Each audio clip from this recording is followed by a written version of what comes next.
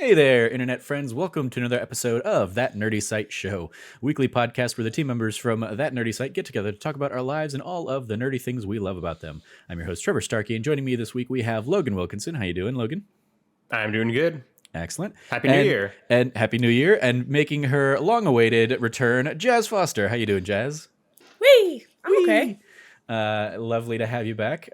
Today we're going to be talking all about Glass Onion. Now that has made its way to Netflix, although Jazz and I believe both saw it in theaters. Originally. Hell yeah, I did. Hell yeah. I went back and re-upped my Netflix subscription just so I could rewatch it before we sit down and chat about this. Because that's a real good movie. So we're going to be talking about that as we typically do with our Spoilercast things. We will be doing kind of our spoiler-free impressions up front.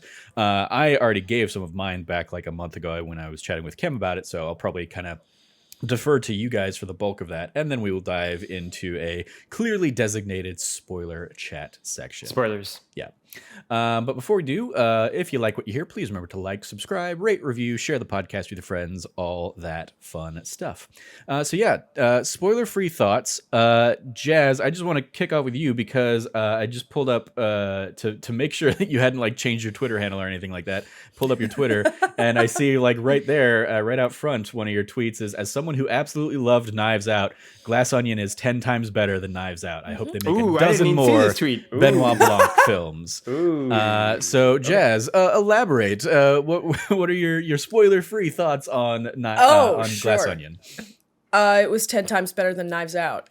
It was so captivating and so fun, and it felt like it had more fun with itself than Knives Out did. Mm-hmm. If that makes sense. Knives Out took itself seriously, and I liked that for what it was. And Glass Onion kind of never does to me, which I thought was great. It's just lighthearted while still being serious. And I just thought the storyline, the story was better for Glass Onion than Knives Out was. So no, I loved it. I loved it. Yeah. All right, Logan, how about you?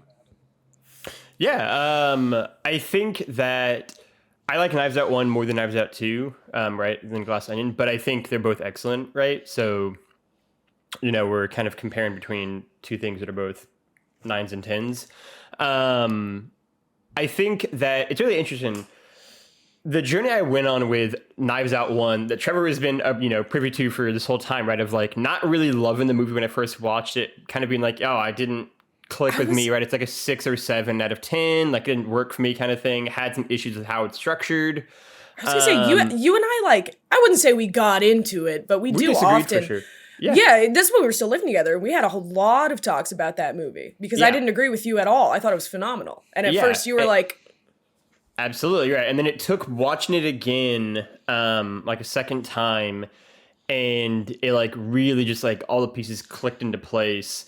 In a way that I just appreciated so much more. And I think in a lot of ways, Glass Onion to me is actually a more traditional mystery story than the original Knives Out is, which I think sort of in its deconstruction of what a mystery story is and a detective story is, does things in really weird, innovative, fun ways. And I think at least the pace and structure of Glass Onion is much more of kind of a classic detective story.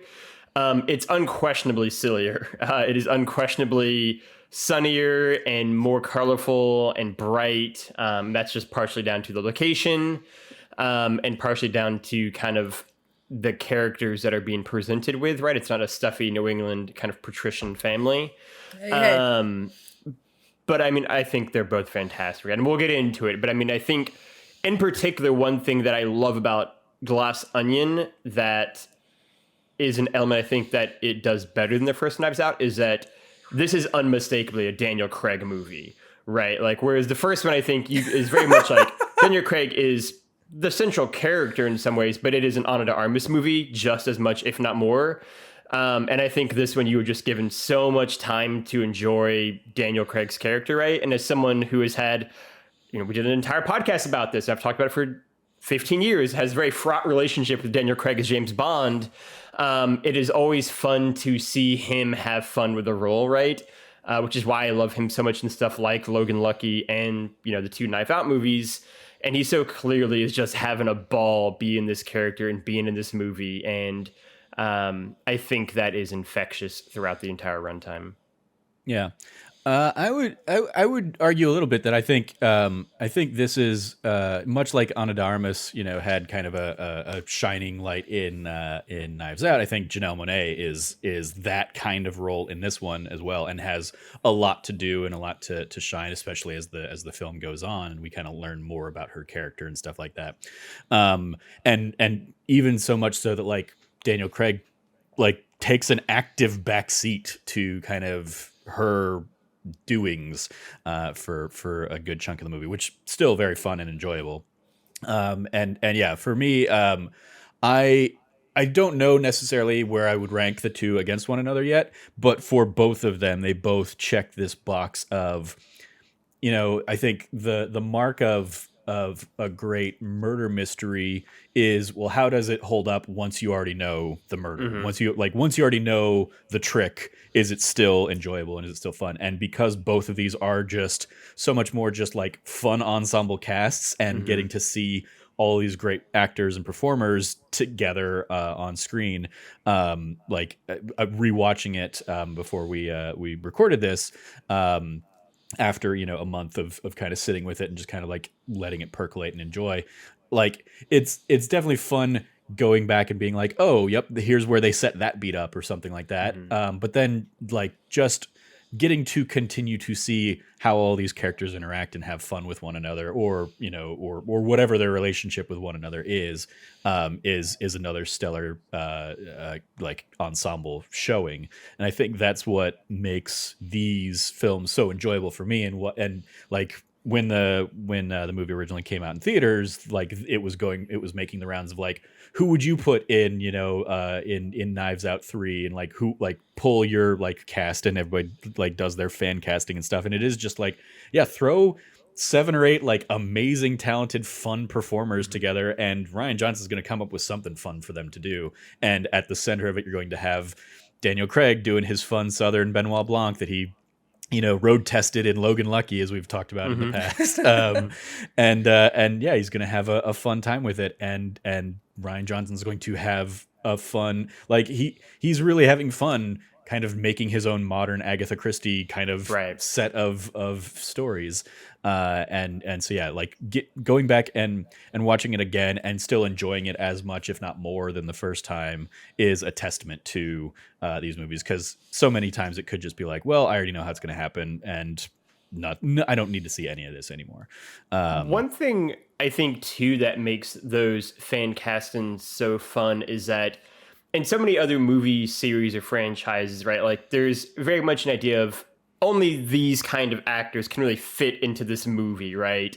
Whereas both Knives Out and Glass Onion is such an eclectic, weird mix of actors and actresses that like it really does feel like they could put anyone in there and it would work, right? Like having Dave Bautista in here, and also, Kate Hudson and Daniel Craig and Janelle Monáe and Leslie Odom Jr. is such a weird, eclectic mix of people that all just work together so well, right? And I think that's some of the fun of it too, is that I think, Rian Johnson has just some weird magic he's got for casting and having it be a really harmonious cast that just works together so well. And so it makes it that much more fun to be like, yeah, anyone can be in it. So yeah, any idea you have, any actor, actress, throw them out there because it might actually happen, right? And I think that's an element of these movies that also is so much fun. Yeah. Any other thoughts, Jazz, to share before we dive into spoiler-filled territory? I also rewatched it. So I went back home for the holidays and I showed it to my parents. And they were like, oh, I don't know if we're going to like it. Like, couldn't remember if they'd watched Knives Out or not. Didn't know if they liked that. And I was like, I'm putting it on. Like, just watch it. And it was great a second time, like you were saying. And it is fun to be able, like, having seen it the first time, to track everything the second time and be like, see which dots I can connect now that I'm rewatching it. But watching my parents watch it for the first time was also delightful, because I could see what they immediately picked up on, and I could see what they definitely didn't, and I had so much fun watching their reactions to the things that I knew were coming. And it's, even if there was nothing else that I was picking up on, it would be fun just to watch it with new people and see how they feel about it. Mm-hmm. Yeah, that is something that I think is incredibly disappointing about this movie, was that it was such a limited theatrical run, because this would have been very fun to go see in theaters again once you know everything, just to see how the rest of the audience reacts. Or see it in theaters the first time, right? The fact that it was just that one weekend meant that, like, I think I was just busy that one weekend. I was like, well, I just can never see this movie again, right?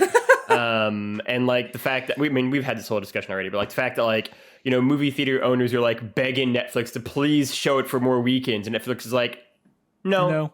We don't want the money. And it's just like, just take my money. Yep.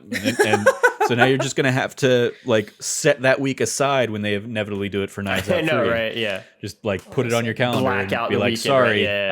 I can't record a podcast, Trevor. Sorry. I've got to watch this movie because of course because we're the prime spot in your life there, Logan. Sorry, Jazz. What were you gonna say? Oh, I'll book a weekend trip to see it together. I mean, that's right. That too. All right. Well, then I will go ahead and make this our spoiler warning zone. We're gonna go full spoilery. If you want more of my my spoiler-free thoughts, there's a few episodes back I chatted about it with Cameron. But yeah, let's dive into full spoilers for Glass Onion. Jazz, I will again go ahead and kick it to you first. Anything in particular you want to dive in on? Oh, man, where to start? Full spoiler, right? Yep. When Janelle Monáe stood back up, for everything that I was thinking and expecting, and even like watching it go back to, because, you know, she gets shot and that's when it rewinds and you see everything that leads up to it. And this again was a great thing to watch my parents experience the first time too, because like halfway through the flashback, and my mom's like, oh, this is so sad. I wish she didn't die. And I was like, she doesn't. And that got me harder than anything in the movie. Like the fact I still believe she died. Like even seeing all of the wind up and all of that, like they still had me suckered into it. And it was so satisfying to watch her stand up. And that stupid hot sauce bit was so funny. That was like one of the peak moments of the movie for me. Yeah, I think that is so expertly crafted we rewind, you see that this isn't Annie, this is Helen. And then like, as you go through this, knowing what we've seen of her being shot and everybody like going back in and you know, and the tear from Benoit, it's like, oh man, this sucks. Not only did Andy die, also Helen has died. And then we get back to like real time, and she pops back up, and it was a like clever misdirect from the cinematography and editing and whatnot. It's I think such a great like it has the best of both worlds of like tearing at your heartstrings of like, oh, now we're introducing you to this character and you're going to really fall in love with them, knowing that they die or thinking that they die, and then we pull the rug out from under you and she's okay, so you can still enjoy all of those things that you've enjoyed. I really like that as well. I think it was great for me to like the reveal too, because it was such a like 60 to 90 second roller coaster of emotions, right? Of like getting that moment being like, all right, like she's gonna die here, right? And then like piecing together, oh, that's why Daniel Craig was crying, right? Is because he brought her here, right? Like he couldn't protect her, kind of thing. And then within like another beat, she's back up, and it's like, what is happening right now? Like there's so much is like happening in one moment that it was such a emotional roller coaster, right? And then the whole bit with the hot sauce at the end of that, like it's all so perfectly like put together, and it's such a great like encapsulation of the whole movie in terms of like the twists and turns and the emotional highs and lows it's taken you on. I think it's just so smart. And even going back to the flashback and being like, oh, that's why she smashed it to pieces at the beginning of the movie too, right? Like feeding that through line back in there too. Like there were just so many excellent moments to that whole sequence. And it was such a like flipping the box on its head moment for the movie. I think it was just brilliantly done. Yeah, it plays like watching through the movie, like, and you learn like the backstory with Andy and the lawsuit and everything like that. So then you're filling in the blank of, oh, it makes perfect sense why she would smash that thing. Shit. And then we see that it wasn't Andy, it was Helen, and the clever like use of the towel to hide the hairstyle and stuff like that. And the like the reveal that like, oh no, nobody sent Benoit a box. Like Andy or Helen showed up with the smashed bits of a box. But again, the audience filling in the like Yeah. blank there too, right? Like there's a box here for you, Yeah. right? And just Yeah, being like, exactly. oh, the same one he got, right? And him saying the line of like, oh yeah, it had some like children's games, but then I got this like. Of like we, especially anybody who watched Knives Out, or anybody who's listening to the movie tell us that this is the greatest detective, of course he was able to solve the box that took all four of those other people together to solve it. Of course he could do it on his own. But then, yeah, the like extra punchline of like, oh no, he didn't even have to solve the box because he was just like getting the card based off of the like completely destroyed box as well. Yeah. Just as a brief aside, did you know it was Hugh Grant immediately when he started talking, or did you have to wait to see him? I had to wait to see him. I heard it and I was like, is that Hugh Grant as his fucking butler? And then an hour later it paid off for me and I was like, yes! Like I was so excited about it because it's such a goofy bit. And I mean, like, I definitely in the initial viewing, I was like, oh, okay, he's got a butler there. And then like when Hugh Grant opens the door, it's like, oh, it's not his butler, it's his like partner, and his partner is played by Hugh Grant. That's funny and neat and lovely. Yeah, and Rian Johnson came out after the fact and confirmed that it is his partner, right? Yeah, as nice. That's even better. Yeah, it's fantastic. It's such a great and like. It is like a 30-second on-screen role, but it's such a great cameo. Like it's such a great cameo appearance for Hugh Grant to pop up in this. It's like, I'm totally on board with that as well. Yeah, I wanted to jump in with just the cameos galore. In particular, talking about the hot sauce, I was going to be like the Jeremy Renner hot sauce, and of course the Jared Leto kombucha. But then in the movie itself, you have the Hugh Grant cameo. You have Yo-Yo Ma being at the party. You have the Zoom bathroom call. four tub, right? Stephen Sondheim, right? Yeah, Angela Lansbury, Kareem Abdul-Jabbar, right? Like and Natasha Lyonne, great. So like so many great. Oh, and this is one that like I didn't catch until the credits, but the hourly dong is played by Joseph Gordon-Levitt. So that's just like and that's like a recurring, like he's been in a lot of Rian Johnson stuff. Just so many really fun little like bits there throughout the film of like just Ethan Hawke like showing up to give everybody the ejections. That was so weird. Because I just rewatched that sequence again. I was just like, wait, he didn't come back to the movie, did he? He was just there for that one scene. Just there for that. The doctor. The behind the scenes on that apparently was he basically took a day off of shooting Moon Knight to go over to Greece, film that. Because like Moon Knight was filming in like Hungary or something like that. Basically like bounced off Moon Knight for a day, went to shoot that scene and then bounced back. Just a lot of just fun little things like that. And seeing the Zoom call with the now sadly late Angela Lansbury and Stephen Sondheim, it was like, oh, that's like a beautiful, like that's one of their last little things. Even if I do have qualms, as I was talking with Cameron yesterday, like the gameplay that they show of Among Us does not match what like Angela Lansbury is talking about, but she also, wouldn't have known better anyway. So I blame that on whoever recorded the gameplay capture for them. But yeah, still like just the fact that like that's how he's trying to, like so many people did trying to get through the pandemic. Just the fact that the movie itself is set in the pandemic, I loved.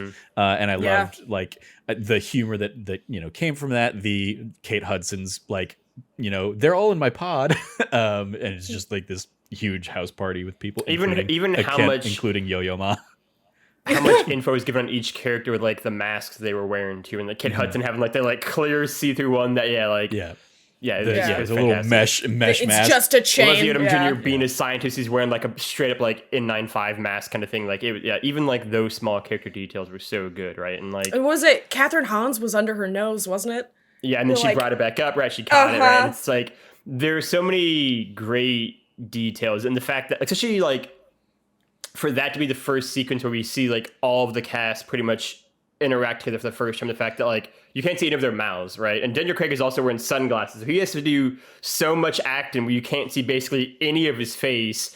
And he pulls it off so well, right? With just like the slightest like eyebrow raise, or kind of like step forward. Like that whole sequence is super hard to actually nail down. But like so well acted from everyone. And there's a great bit too of like when Catherine Hahn's character's in the background, it's just like you can see her just like smelling herself to see if she smells okay. Like there's so many small details for like all the characters throughout the movie that I think just make it just a delight. Even her introduction, she's on the phone when she gets the box, and and it's also our introduction to the fact that this is taking place during the pandemic. Is like she answers the thing and then it's like, oh shit, and then like covers her mouth with her coat because she's not wearing a mask, and the poor FedEx guy or whatever has the box. I loved again just the eclectic mix of characters that they brought together for this, including the like incredibly fortunate timed not Elon Musk character that Edward Norton plays in here, the Miles Braun character, who has like through many interviews they've come out and been like, it wasn't meant to just be Elon, it's an amalgamation of like all these characters. But it's the fact that Elon Musk is showing exactly how stupid he is at the time Miles Braun here is repeatedly shown to be the dumbest character in this movie, is just a wonderful bit of kismet, and that I think is only helping the movie really. I don't know how much y'all saw in terms of like the set dressing pieces, because there was a lot of stuff I didn't catch, and then Twitter turned me onto it. Being like, look how like it all shows how stupid he is, and it was like a couple of the big ones I remember were like, he says he's playing Paul McCartney's guitar, and Paul McCartney's a lefty. I saw something this morning. That's so weird that you said that. And he has a Rothko that's hung upside down. It's like the blue and red one, and he's got it hung upside down, which looks like it shouldn't matter, but the title of the painting is like blue over red or something. It's something so specific, and he's just like doesn't know any better. And having those things, even if they're pointed out to me, I'm like, God, that's so funny. Like it's the set dressing is so perfect. Even like something I caught a little bit more on a second viewing, but then more so even just like reading through like trivia or reading through the quotes of the movie, is the idea that like Blanc dismisses the idea that it could have been Miles Braun immediately, because like after a high profile court trial like that, there's no way he's a smart man. He wouldn't be stupid enough to risk a murder charge kind of thing. And so so much of the movie is he just over anticipates Miles Braun's intelligence. Which also has a great payoff too at the end of like him being like, it's so dumb. And like Kate Hudson's kind of been like, it's so dumb, it's brilliant. No, it's just so dumb. It's so good. I love so much of his stuff with Kate Hudson. One of my other favorite lines from the movie is the like, don't mistake speaking your mind with speaking the truth. That's a very dangerous thing, because obviously that's all Twitter is, and again with the current discourse, it's like, oh God. Jazz, you had another one? Oh gosh, I'm sure I did, but then I was just gonna say I loved how when he announces like, oh, there's only one person who can tell you who killed Andy, and then it starts the flashback or whatever, and you see by the end of it that like he was just stalling for time. So watching him he's actually coming to the realization as he says that, he's like, oh my God, this dude is a fucking idiot. Like, I got conned by a stupid person, and it's infuriating because I just thought he was smarter than that. It's so wonderful to watch like his emotion of realization. He's not just like giving the speech, he's having the thought.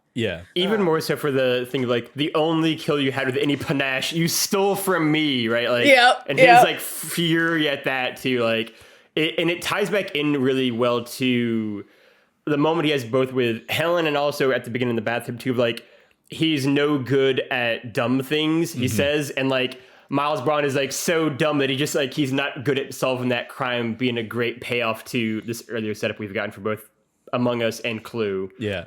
Versus like the fake murder mystery that he solves before the murder even happens. Oh my God, I love like when he was like, I got Gillian Flynn to write that. It's like, and that's another thing. Why her? Is like Miles does nothing himself. Like he hires somebody to make the puzzle boxes. He hired somebody for he pays off the Louvre for the Mona Lisa. Like nothing he does himself. Cam and I were talking about the idea that like, or maybe this was maybe I saw this on Twitter or in like a thread or something like that. But the idea that like he just probably forgets to cancel the box sent to Andy after the trial.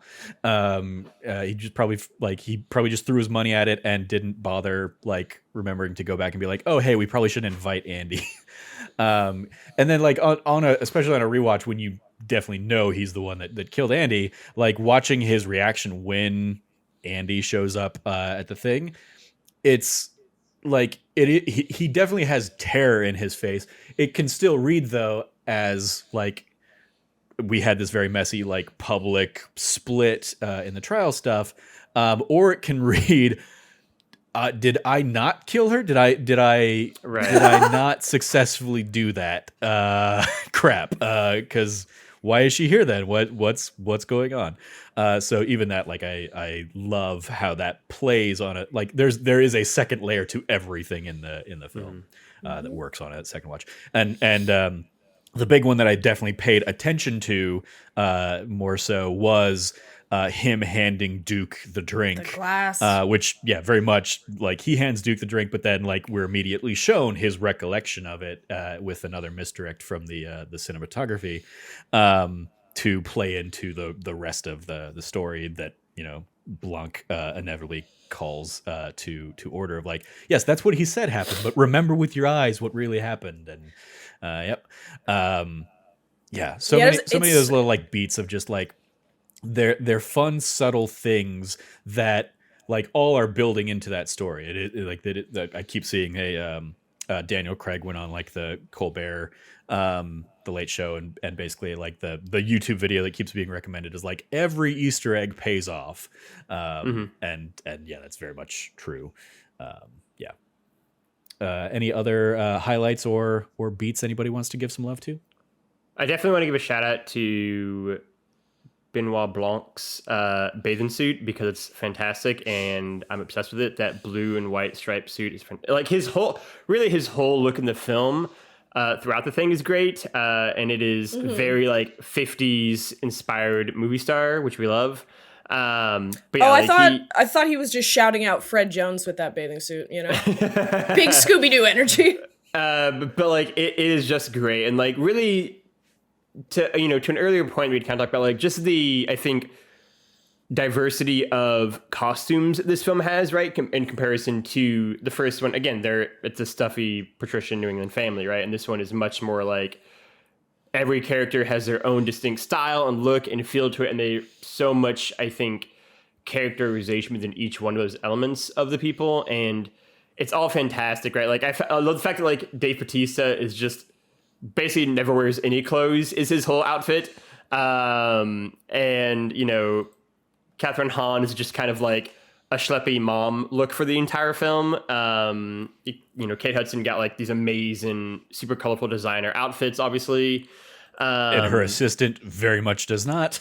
Yeah. And like that whole dynamic too, we haven't talked about, but like I love that as a twosome, right? Like they have such good timing and such good chemistry with one another. And I just think every single dynamic and like relationship throughout the film is so well done and just works off each other so well. And even with this with like Catherine Hahn and Leslie Odom Jr.'s characters and they're probably the closest of kind of the disruptors.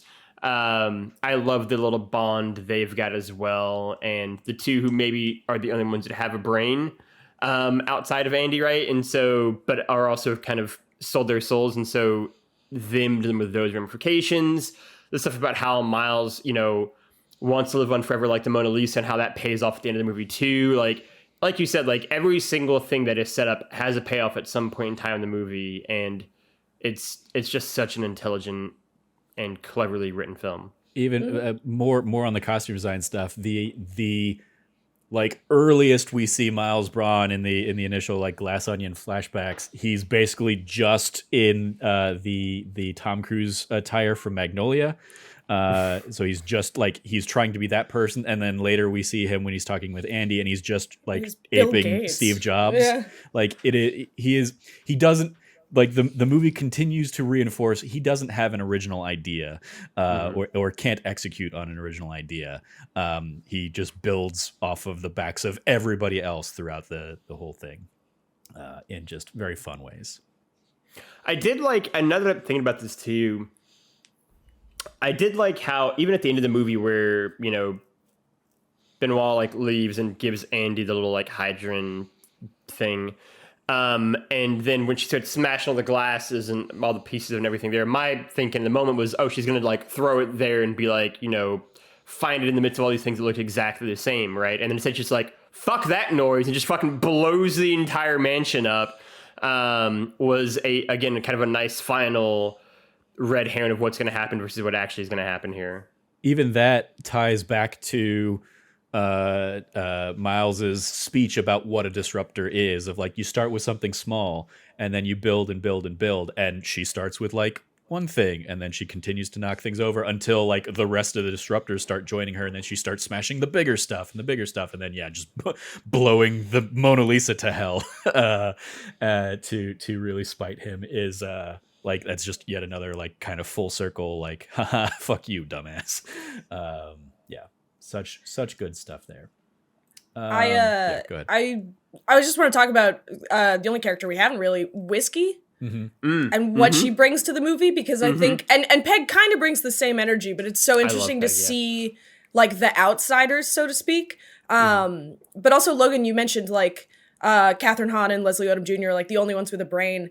But you get this like snippet of Whiskey talking to Andy, right, Helen, and just being like, yeah, like I want to be a politician, so I can't be attached to Duke for too long because he's just Andrew Tate, obviously. So he'll be going to jail soon. Shout out to that. But it's so fun to watch her, and then to just see her like dissolve into she's just like a child, basically. She's like 22 or 23. So watching her like try to process like her boyfriend being murdered and to grieve, and she's just got like a bottle of Don Julio and losing it, and it's like, and then, and then the miscommunication of like her like the spear gun. Helen thinking she's meaning that like, oh, she broke up with him, but no, like he died, and saying like he deserved it. Like, yeah, I'm glad it happened to him, kind of thing. Hers was such an interesting spiral for me, because watching Peg like just get more and more frustrated, I understood completely, because I feel like we've all had that experience. But watching Whiskey's range of emotion, and even just at the end where she was the first one to join in and be like, yeah, hell yeah, we're like fucking shit up now, because you like she's the first one on board. And I think it's super cool to watch her, especially once Dave Bautista does die, and she's just like on her own with no connections to really any of them. Except Miles, which even that is like very, very surface level. Yeah. I did love that you brought that up, because that whole sequence of her and Helen walk into the pool it is ostensibly just an exposition dump. It is just like a lot of information about this character and all the characters around her. But it is also one of, I think, my favorite scenes in the entire film, because it does show you that, you know, to a pretty significant degree, Whiskey is both A, plain dumb, and B, just so severely underestimated by every single person in the cast. And like, she's so smart, like in that moment. She's so introspective, and so like the fact that no one pays attention to her, which is a line that, you know, is mentioned before in the movie, pays off here, where she's just been able to kind of be, you know, the mouse in the house and just observe all the other people there. And it is such a great scene. It sets up like so many other characters' motivations and thought processes and their relationships with Miles. It's absolutely great, right? And then I think the, you know, Abbott and Costello routine of her and Helen not understanding what the other one's talking about at the end with a spear gun is also a great comedic bit to kind of cut the tension, which also coincides with another character we haven't mentioned yet, which is Daryl, who's just fucking bumming around the island. And his whole like thing, like I kept waiting for him to matter, and the fact that he doesn't matter in the slightest. And it's just, dude bumming on the island. Going through some stuff. Just going through some stuff, just trying to get the vibes right. I absolutely loved him. And the scene of like Helen bursting in his room and then just being like, oh, and then just like slowly backing out and just be like, do you want to maybe stay and no, okay, you're gone now. Okay, it's fine. It was like so good, and him and Benoit like smoking cigars at the end of like it's all so great. Yeah, as soon as this is a smoke-free thing starts going off, they both light up and, and just kind of have like a nice little celebratory beat. Yeah. That like and he was the alongside Joseph Gordon-Levitt. He's like another like frequent collaborator. He's in Knives Out one too. Yeah, right? he's in every other thing that Rian Johnson's done, except like one or two maybe like TV things or something like that. But he's pretty much been in everything. So yeah, it was, like I didn't know that like going into it, but just like having this random guy who's so ready who for is him to set up matter to be in like some way, right? Yeah. There's no way Rian Johnson would just throw this other character into and not have him tie. And no, he does. He actually doesn't tie into anything else. He's not like a secret MacGuffin or anything like that. He's not really the murderer. He just is like an extra guy. Or even witness anything. He's just a dude. Yeah, he's just a guy there on the island. So much fun for so much of that stuff. And I also want to shout out Jackie Hoffman's character, who's Dave Bautista's mother. Yeah. And just like her She's so complete good. like dismissive, don't talk to your mother like that, slapping him in the face. Just the fact that she gets more clues than he does. Questions. Exactly. That's exactly what I was gonna say, right? The fact that she got so many of the clues for the puzzle too. And that's another thing that like speaks to even like his inner circle thinks these things have to be like harder than they really are because they're putting him up on a pedestal, whereas like the mom is just solving things, and they, like it is a magic eye thing to start things out, or it is like the easiest, like the quickest game in chess is like the other thing. Like all of the them magic are. Eye is the hard. I think the first one's the hardest. And that magic eye one is like I'd have been there for like forever. Like, what the fuck? I wouldn't be able to get it because I've never been able. But like as soon as the box Right. came out, I was like, that looks like a magic eye thing. So I've never known the trick that Leslie Odom does of like that and focusing on that. But yeah, so that is. But even that, like magic eye is something that like children do in like elementary school. Like that's when we were introduced to those posters and stuff. So it ends up like having that double effect of like Benoit saying like, oh yeah, it was a lot of like children's puzzles and stuff like that. It's like, yeah, none of those are particularly because even the like the one that like Yo-Yo Ma jumps in on of like, oh, that's box something something, it's a fugue, and here's what a fugue means. It's like none of that really applies to the clue. The thing that moves things along is you end up just moving the handle and it does everything else. So it's like, yeah, okay, sure. God, it was such a throwaway too, but Peg being like, "Are you sure?" to Yo-Yo Ma about if he's right about the classical piece, and I was like, "Oh my God." Yeah. Well, to be fair, like Yo-Yo Ma is like it does take Yo-Yo Ma down a peg that he's there in this like in Birdie's like condo kind of or penthouse apartment or whatever with all these people during a pandemic. It's like, all right, Yo-Yo Ma, you don't belong here, but I love the cameo nonetheless. Yeah. Also, since we're just talking about favorite moments, Birdie thinking that a sweatshop is where they make sweatpants as a line is real good.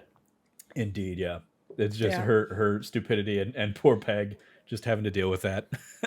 It's interesting because I think it's hard to write that kind of stupidity. Mm-hmm. Like it's so easy to write that and have it come off very flat or just like obvious. And I don't know if it was the writing or the way it was acted, but some of the like stupidest moments in this movie were so good and so believable without being corny. Mm-hmm. And I think that's like a super, super skilled. Also, I want to shout out because I forgot about her the first time around, and then I, until looking at the cast list, forgot about her this time. Shout out to Serena Williams just being like on call for, and like on a live like training thing, as opposed to like it being like a recording or something like that, or just like interrupting and being like, "Do you guys want a session? Like your money." Love that beat. Just another like in a long line of amazing cameos throughout the film here. Mm-hmm. Yeah, so much fun. You have it's like less cameo side, but like Jake Tapper there being at the beginning. Always fun seeing him pop up to add like legitimacy to like the newsy things. Sure. I'm trying to think if there's any other beats to highlight or any other shout outs I want to give. If anybody else has one, feel free. I love that throughout the the flashback sequence or whatever, Helen's like trying to collect the clues and she's got a grid like she's playing Clue. And like, look, Clue's my favorite board game. It's not realistic at all, though, because that's not how, actual crime works. And her being like sitting looking at her full sheet and being like, well, the clue's never this hard. And Benoit Blanc being like, because it's a shit game, right? Like, so stupid. Was so good to me. Just like, she's like, I thought that I would have just like one perfect outcome, but everyone wanted to kill it. Yeah. And everyone had the opportunity, right? Yeah. Yep. But it is like she like the thing that Benoit doesn't like about Clue of like going into each room and like having to ask questions and stuff like that. That is what she thrives at, especially once you get some kombucha in her. Like Yeah. she got all of those opportunities and all the motives and all that stuff. Well, it's so sweet because like she's not a detective, right? She's a third grade teacher. So this is like she's better at the game than she is at being a detective, and it's not like it's naive, but it sets her apart from all these other people that where she's like trying to turn it into something she can relate to because she doesn't get any of this, and it's just like I thought it was very cute. I also liked her little throwaway line, her being a teacher during a pandemic, and she's like, we're tie-dyeing over Zoom. Anyway, just like so exhausted. Just like, oh man. Yeah, absolutely. Logan, any final bits from you? I think just more broadly, right? Like you sort of brought this up a while ago that I wanted to circle back on, which is murder mysteries are hard, right? They're not easy to do. And, in the time that we've had Knives Out, the first one we've had another Kenneth Branagh adaptation of Agatha Christie novel with Death on the Nile, right? After he did Murder on the Orient Express. And I think Murder on the Orient Express, I think, is it's a beautiful looking movie, certainly, right? But I think it's a good movie, right? It's easily Agatha Christie's most famous story, right? And that one has, I think, I would say probably. And it is one that I think has, a iconic ending, but I don't know how much fun it is to watch it again based on what that ending is, right? And Death on the Nile has a huge disservice done to it by the fact that one of the main central protagonists of the entire film is Armie Hammer. And every time Armie Hammer's on screen, it's like, that's Armie Hammer, sure. And it's not a way you people. can... Yeah, you can't really block that out. And so, we've been missing a really great murder mystery in the last 3-4 years here. And it is such a breath of fresh air, I think, to get Knives Out again, right? To get a new story in this world, to get a new story with these characters.